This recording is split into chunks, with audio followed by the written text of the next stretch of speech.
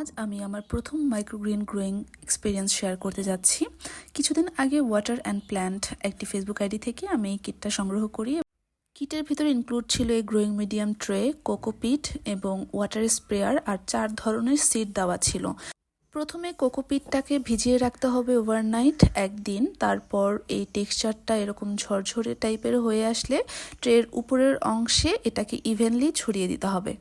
Contaminated food avoid করতে হলে এই মাইক্রোগ্রিন অপশনটা হতে পারে আমাদের জন্য বেস্ট চয়েস, যেখানে স্বাস্থ্যসম্মত উপায়ে নিজের খাবার নিজেই উৎপাদন করা যায়। নিউট্রিশন ভ্যালু হিসেবে এটাতে প্রচুর পরিমাণে ভিটামিন সি, ই, কে, বেটা ক্যারোটিন, অ্যান্টিঅক্সিডেন্ট থাকে, যা কিছু ক্ষেত্রে ম্যাচিউর সবজির তুলনায় 4 থেকে 40 গুণ বেশি পুষ্টি থাকতে পারে।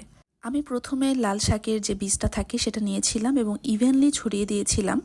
নিচের ট্রেটা দিয়ে চেপে দেওয়া হয়েছে যেন বীজটা ভালো মতো বসে যেতে পারে এবং এর উপরে পানি স্প্রে করে দেওয়া হয়েছে। এটা একদিন পরের যে অঙ্কুরোদ্গম হয়েছে সেটা, আর এটা হচ্ছে 2 দিন পরের অবস্থা। এত স্যাটিসফাইং ছিল এইটা দেখতে। তারপর এটার উপরে আবারও পুনরায় পানি স্প্রে করে দেওয়া হয়েছে।